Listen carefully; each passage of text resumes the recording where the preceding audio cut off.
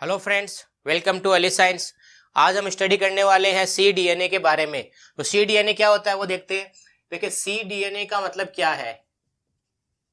तो यहाँ पर सी का मतलब होता है कॉम्प्लीमेंट्री,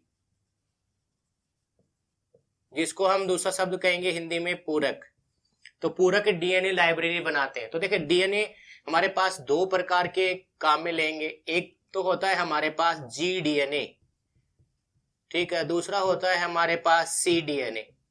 जी डीएनए का मतलब होता है जीनोमिक डीएनए, हिंदी में भी कह देंगे जीनोमिक डीएनए। और सी डीएनए यानी कॉम्प्लीमेंट्री डीएनए। अब देखें ये क्या चीज होती है कि आपने पढ़ा होगा जो डीएनए होता है, ठीक है। ये हमारे पास डीएनए है और ये यूकैरियोटिक कोशिका की में हम अधिकतर बात कर रहे हैं, ठीक है। तो उसमें है हमारे पास है जैसे adenine, guanine, thymine, cytosine, adenine, guanine, thymine, cytosine, ठीक है। इस तरह ये 4 अनुक्रम पाए जा रहे हैं। आप कैसे भी लिख सकते हो इसमें, लेकिन होना चाहिए एडेनिन, गुआनिन, थाइमिन और साइटोसिन में ही। यहाँ पर हो जाएगा thymine, cytosine, adenine, guanine, thymine, cytosine, adenine, guanine, thymine, cytosine, adenine, guanine, thymine, cytosine, adenine, guanine. तो ये हमारे पास क्या है, ये हमारे पास डीएनए है किसी यूकैरियोटिक कोशिका का। जब इनसे आरएनए बनता है तो आपने ये पढ़ा है कि जो स्टार्ट में आरएनए बनता है उसको हम कहते हैं HNRNA, ठीक है, हेटेरो न्यूक्लियर आरएनए। अब इसमें क्या होता है, इनमें कुछ अनुक्रम ऐसे होते हैं जो काम के होते हैं, ठीक है। कुछ कैसे होते हैं, इनमें काम के होते हैं जिनको हम कहते हैं एक्सोन। और कुछ अनुक्रम ऐसे होते हैं इनमें, जो सीक्वेंस होते हैं वो ऐसे होते हैं जो काम के नहीं होते, जिनको हम कहते हैं इंट्रॉन। तो एक्सोन और इंट्रॉन दो प्रकार के होते हैं। जैसे मान लो कि मैं यहाँ पर जो एमआरएनए बने, एचएनआरएनए जो बनेगा, इसका तो ऑपोजिट होगा, इसका तो पूरक होगा और इसके समान होगा। तो देखो इस तरह हो जाएगा AGT नहीं आएगा क्योंकि ये आरएनए है। आरएनए में थाइमिन के स्थान पर होता है uracil cytosine, adenine, guanine, uracil, cytosine, adenine, guanine, uracil, cytosine, adenine, guanine, uracil और साइटोसिन, ठीक है। इस तरह चल रहे हैं ये। ऊपर वाले के सेम है, नीचे वाले के ओपोजिट है, ठीक है। अब देखिए इनमें कुछ अनुक्रम ऐसे होंगे, जैसे मान लेते हैं ये अनुक्रम है जिनका कुछ काम नहीं होता, यानी कुछ प्रोटीन नहीं बनाते। और कुछ ऐसे होते हैं जो प्रोटीन बनाते हैं। तो इनसे जो एक्सोन होता है ये प्रोटीन बनाने में काम आएंगे, और इंट्रोन होते हैं ये प्रोटीन बनाने में काम नहीं आते, प्रोटीन में काम नहीं आते, प्रोटीन बनाने में। तो अब क्या करते हैं, इनको यहां से निकाल दिया जाता है। ये जो है ना, इनको हम क्या कहते हैं, इनको हम कहते हैं इंट्रॉन। इनको यहां से निकाल दिया जाएगा। अब ऐसे हो जाएगी स्थिति, ठीक है। ये हमारे पास आरएनए बन गया, इसमें है AGU। हमने कहा CAG काम का नहीं था, हमने निकाल दिया। फिर बचा क्या हमारे पास, UC। फिर कहा AGU काम का नहीं था, निकाल दिया। फिर बचा CAGUC। ऐसे हो जाएंगे। तो इसमें क्या होता है, इंट्रॉन है ये काम के नहीं होते, ये बाहर निकल जाएंगे, केवल एक्सोन आपस में जुड़ जाएंगे। ये जो बाकी बच गए ना इनमें, इन सभी को हम क्या कहेंगे, एक्सोन कहेंगे। ये सब कहलाएंगे यहाँ पर एक्सोन, और ये प्रोटीन बनाने में काम आते हैं।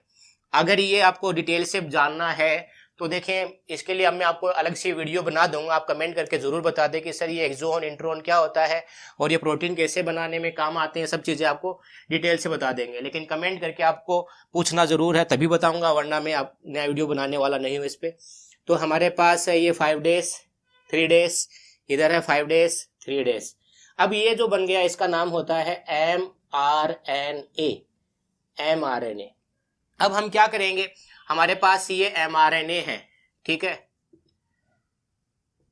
इसके ऊपर क्या है, AGWC,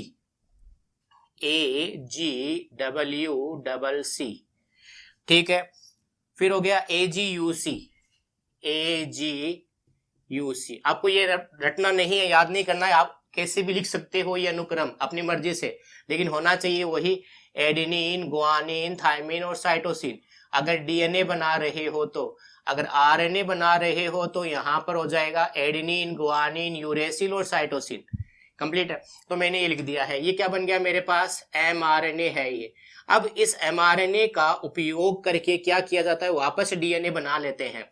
तो वापस डीएनए बनाएंगे तो देखें इसमें इसका समान यहाँ पर आ जाएगा एडेनिन, गुआनिन, यू की जगह पर आ जाएगा थायमीन, थायमीन, साइटोसिन, साइटोसिन। इसको थोड़ा नीचे लिख देते हैं, यहाँ पर एडेनिन, गुआनिन, यूरेसिल, यूरेसिल की जगह पर आ जाएगा thymine, thymine, cytosine, cytosine, adenine, guanine, thymine, cytosine.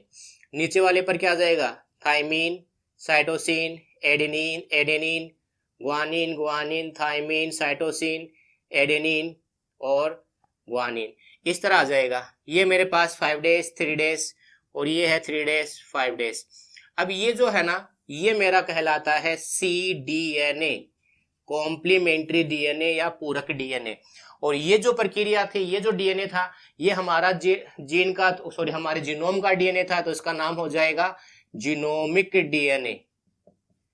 तो क्वेश्चन बन गया कि जीनोमिक डीएनए जो अपना डीएनए होता है उनमें और ये cDNA में दोनों में अंतर क्या होता है। तो इस डीएनए के अंदर क्या होते हैं, इंट्रॉन्स वाले अनुक्रम भी होते हैं, इंट्रॉन्स वाले सीक्वेंस भी होते हैं, लेकिन cDNA में वो सीक्वेंस नहीं होते। कंप्लीट है। अब देखिए एक चीज और, यहां से हमने पढ़ा था कि ये डीएनए है, डीएनए से आरएनए बनता है। क्या बन रहा है, हमारे पास डीएनए है, डीएनए पर आरएनए बनता है। तो डीएनए से आरएनए बनाने की जो प्रक्रिया होती है, इस प्रक्रिया का नाम क्या होता है, उसको हम कहते हैं ट्रांसक्रिप्शन। ट्रांसक्रिप्शन या हिंदी में कह देते हैं अनुलेखन, लेकिन आपको भी हिंदी वाले को भी ट्रांसक्रिप्शन सब याद रखना है। उसको हम क्या कहेंगे, डीएनए से आरएनए बनना। लेकिन यहां पर देखें आरएनए है और उससे क्या बन रहा है, डीएनए बन रहा है। तो वापस आरएनए से डीएनए बन रहा है, उल्टा हो रहा है किसका, ट्रांसक्रिप्शन का। तो इसको हम क्या बोल देते हैं, इसको बोल देते हैं रिवर्स ट्रांसक्रिप्शन।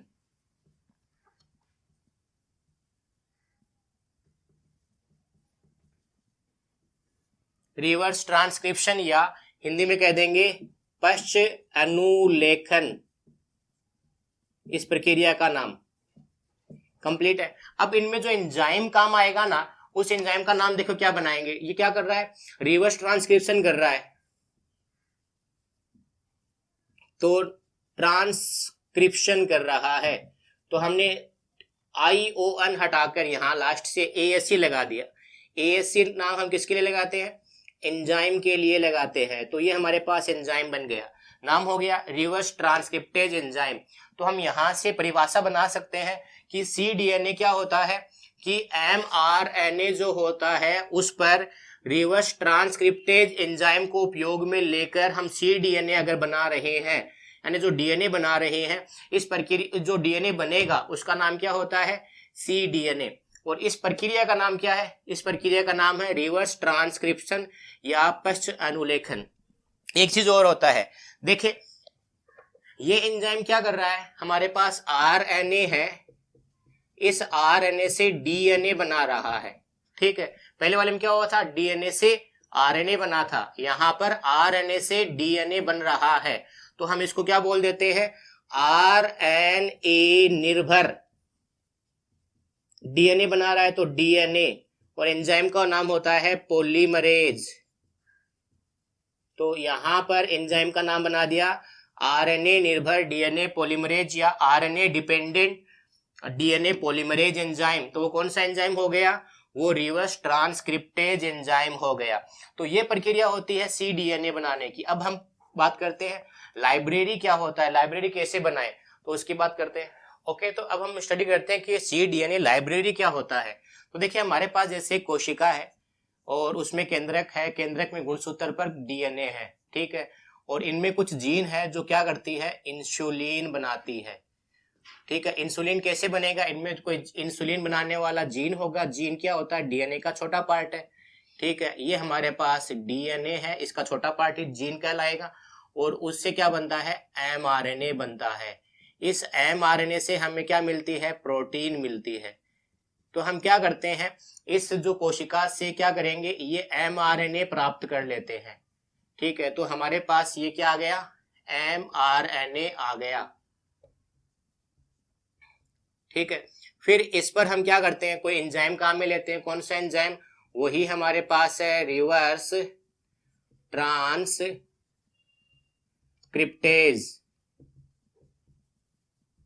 ट्रांसक्रिप्टेज एंजाइम, जिसको दूसरा नाम हमने क्या नाम दिया था? उसका नाम था आरएनए निर्भर, आरएनए डिपेंडेंट डीएनए पॉलीमरेज, ये एंजाइम था। फिर ये एंजाइम क्या करेगा?